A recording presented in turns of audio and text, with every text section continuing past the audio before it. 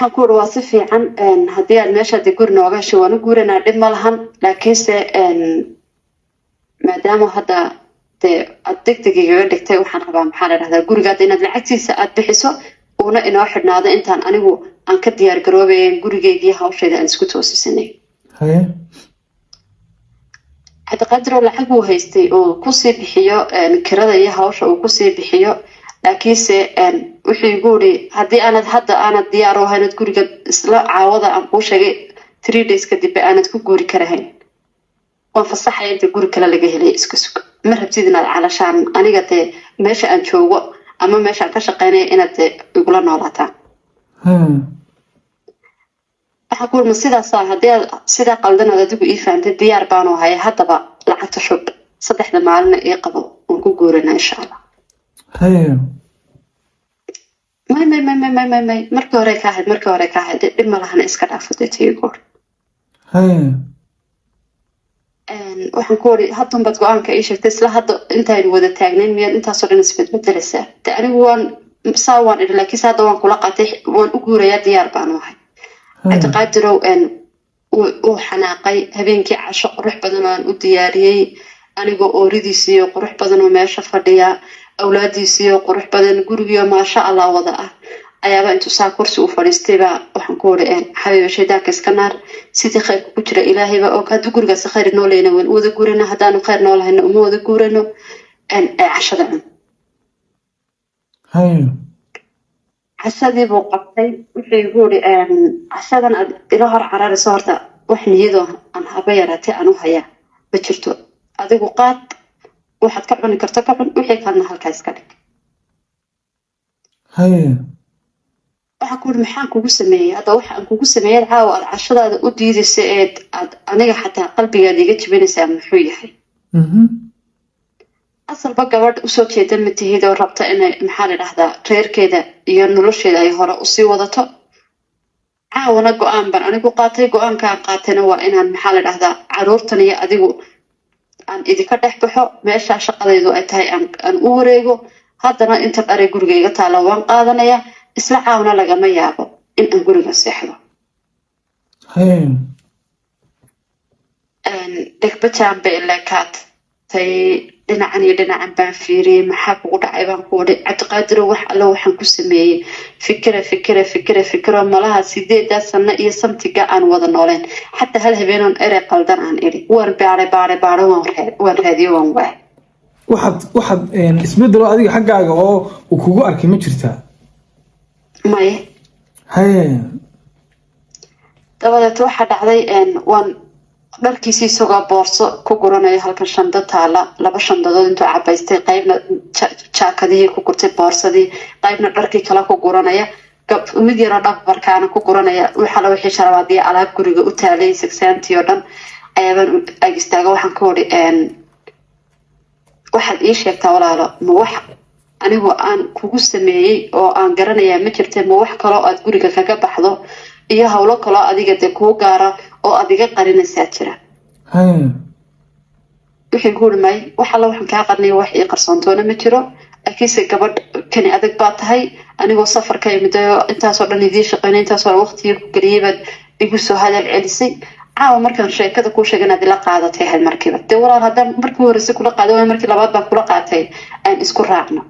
cabdiqaadir wuxuu igu may lagama yaabo boorsadii iyo dharkii buu qaatay baabuurkiisii buu ku ritay intaa uu alaabta diyaarnay intaa uu baxayaba saasaan ugu dheganahayo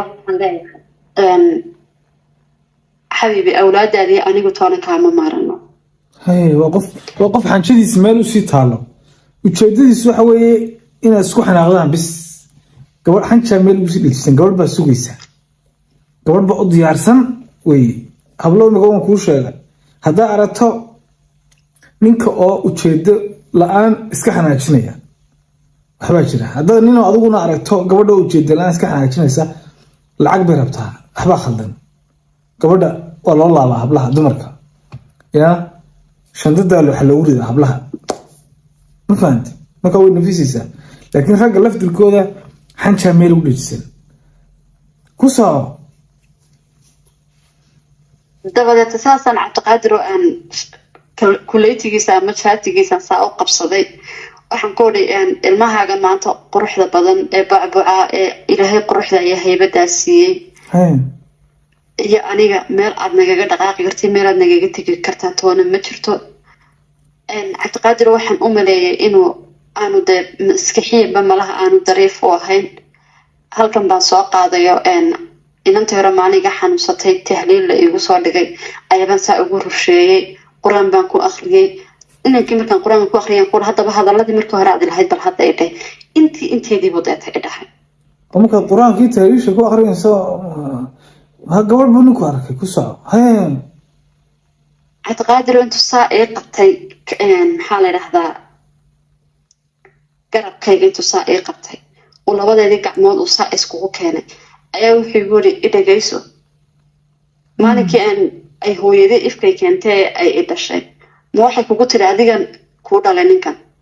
oo noloshaada inta ka dhiman adigaa gacanta ku haysanaya maya baan ku ori adna igumay kaa odhan hooyadii ah adigana hooyadii kumay odhanin gabadhan adaa intaa haysanaya hadda walaal dhammaad lahaw iga dhamow iga dhamow buu ku leeyahy caawa hablan waxaad maraysaan na rushaysaan oo gabadh naga rushaysaan ku soco dabadeed waan soo dhaqaaqayo inan yaroo caruurteeda inanta u yar ah ayaabaa cabdiqaadir oo soo kaciyo waxaan ku uri hooya aabaha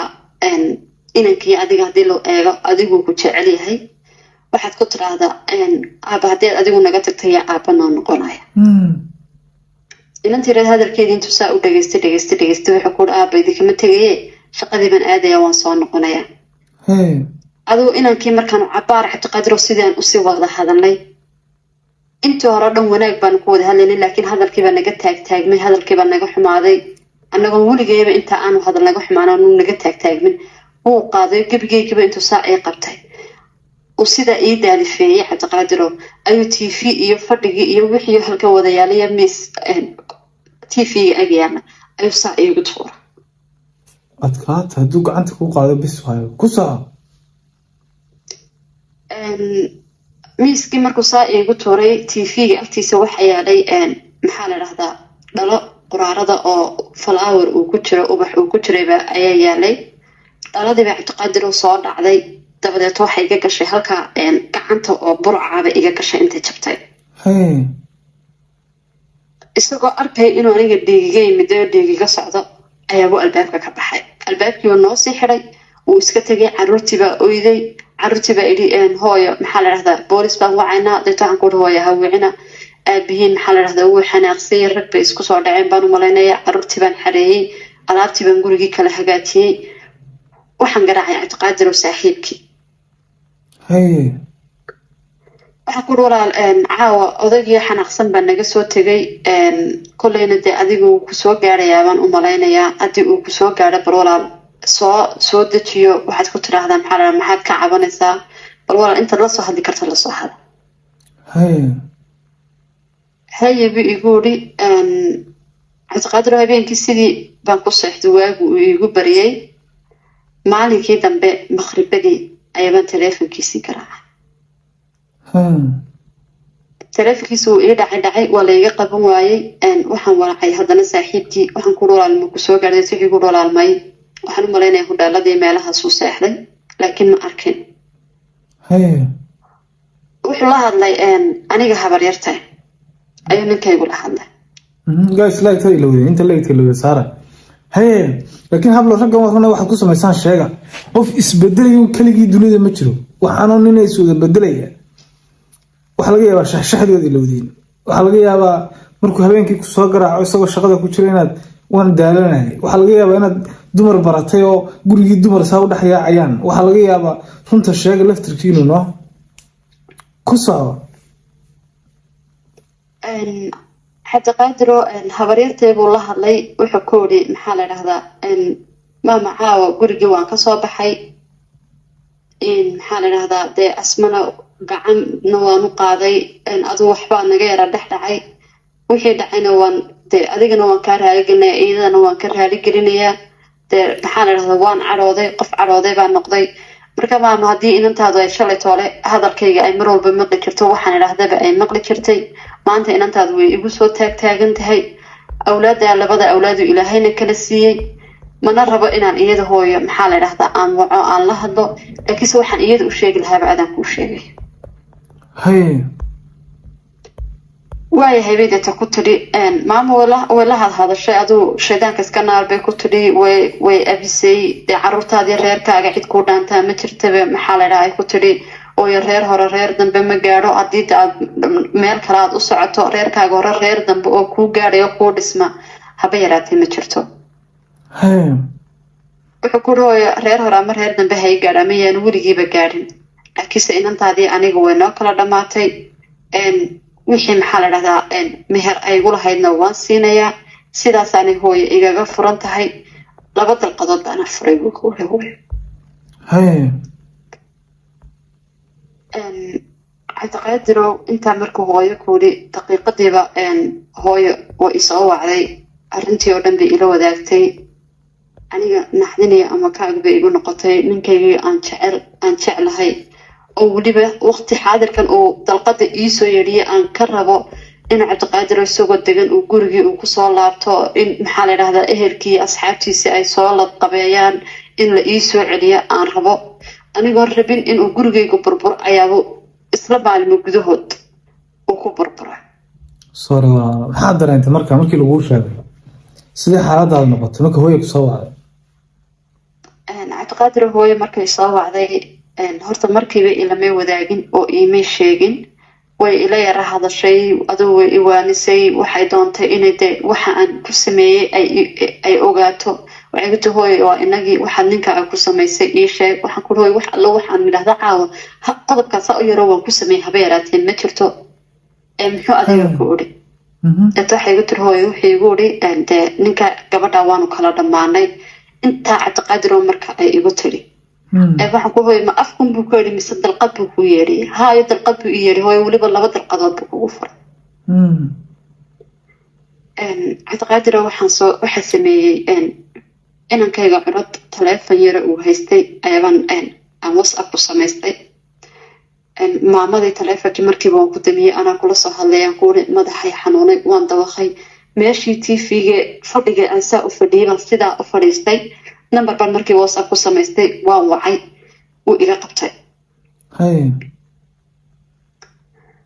waxaan ku uri walaal maanta ma sidaa fudud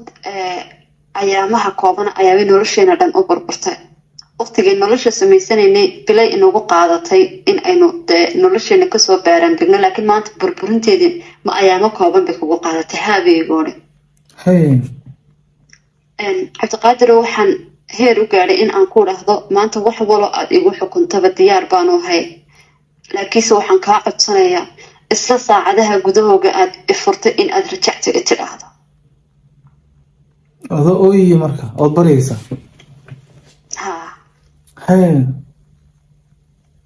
wuxuu igu uri rajacto inaan ku dhahdo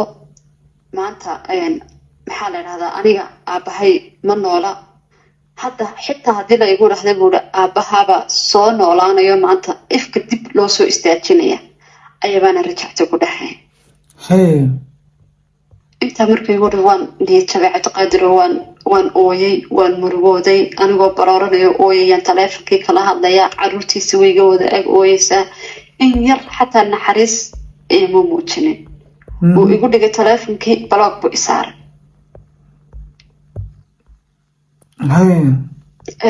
baloog markuu isaaray isla taleefonkaygii maalime kadib ayaba cabdiqaadir waxaan ugu imiday cod dheer oo uu isagu leeyahay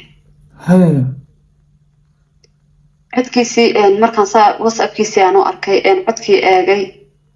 waxyaabo badan baa niyadayda kusoo dhacay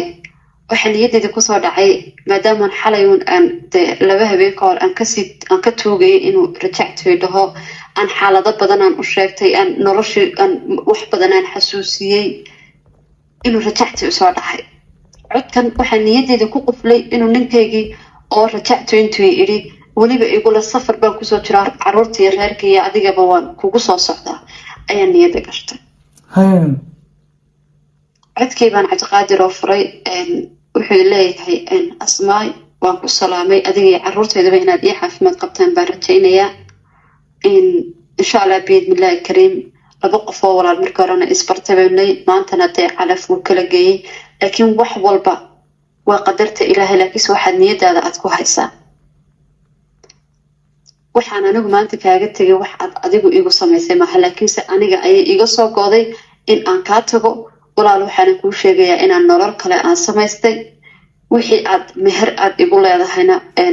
waxna waan ku siinayaa waxna iga cafi haddii aanad iga cafinahayna qaybta kale aad tiraahda kaama cafinayo markan maxaa la idhahdaa andee wax tabcadee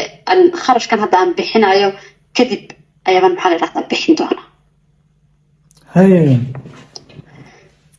intaa markaan arkay cabdiqaadir waan naxay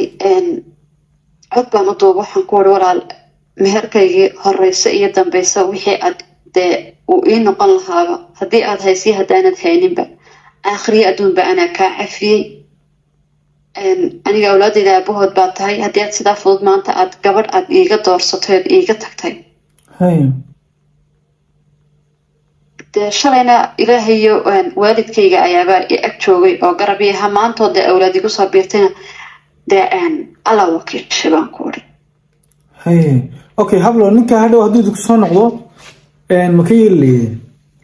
tusaale ahaan ninkaasi wuxuu kuri saawala-aan baan kugu furay gabadh kalaan guursaday meherkaagana qayb baan ku siinaya inta kalena iga cafi kaba cafiba meherka haddaad rabis laakiin hadhow hadduu kudhaa aan kugu soo noqonayaa ma yeeli leydeen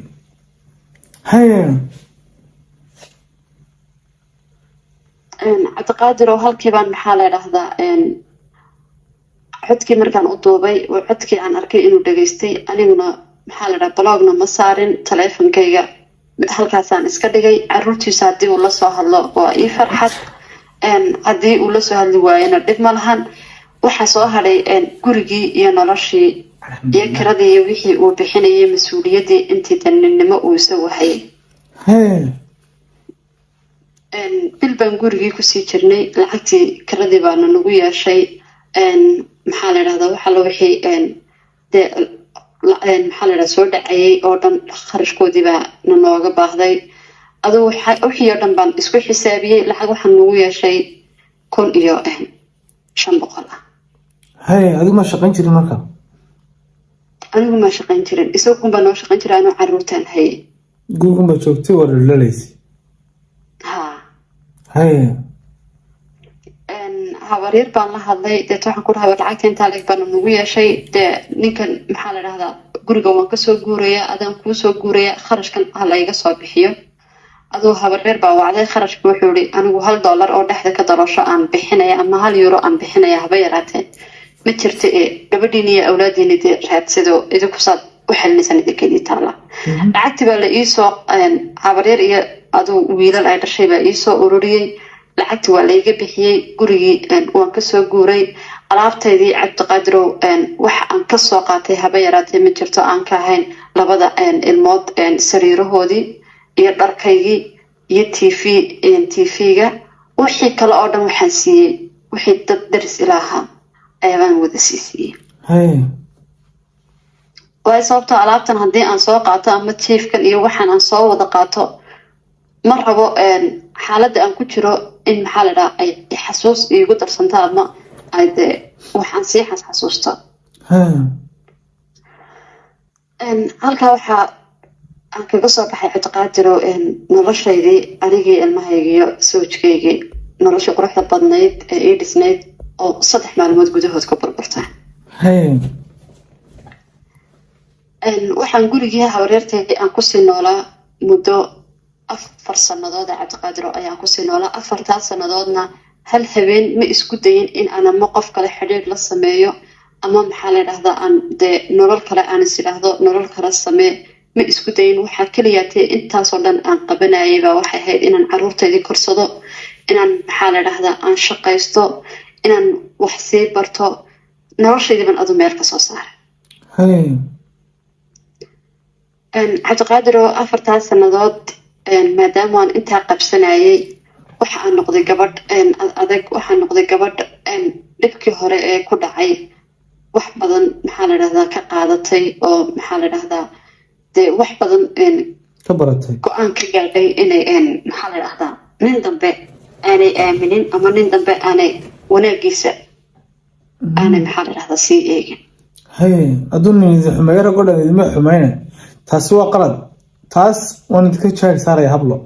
هذه ناس مركو حماية رجل كم حماين لكن خلت حاجة برا وهي خلت كده عيد سؤال عنه كلا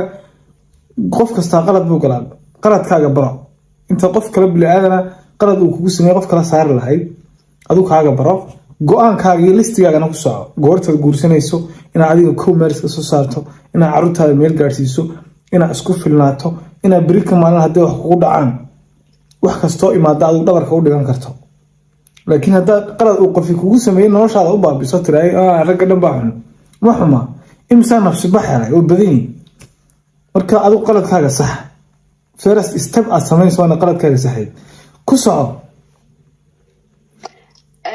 dabaad waxa dhacday Cabdiqaadirow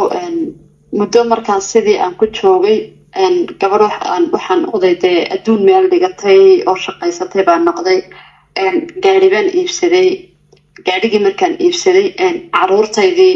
caruur maasha Allah dee roon bay noqdeen midi 10 jir ta u yar waxay noqotay 12 jir ka weynina wuxuu noqday 14 jir maasha Allah caruurtaydii maadaama dad waaweyn ay noqdeen waxay u baahdeen inay maxaa la dhahdaa ay dee wax bartaan oo tacab aan geliyo adoo tacab badan alxamdulillah habaryartana way igu garab siisay Cabdiqaadirow xaafadii baan kasoo guuray habaryaro maadaama gabadh meel iska soo saartay aan noqday guri baan kiraystay gurigii markaan kiraystay gurigii baan gogladay caruurtaydii anigii baan gurigii wada degnay waxay noqotay inaan caruurta subaxii aan waxbarashadooda aan geeyo oo gaariga intaan kusii dhiga aniguna aan sidii aan ku shaqo tago muddo markaan sidii aan ahaa ayaba waxaan waqti ka mid ah waqtigeygii aan u sameeyay inaan anigu naftayda aan jiim aan geeyo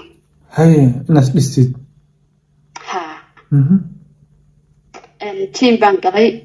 نفتيدي بان كشقيي ما شاء الله مادام مركرنا قبل قروح بدن عنها Cabdiqaadir قروح دايدي أيابا ما شاء الله إيسي سيادي وان قروح بطي حافظة وقتيقا أن دقن هاي دور كدومري أن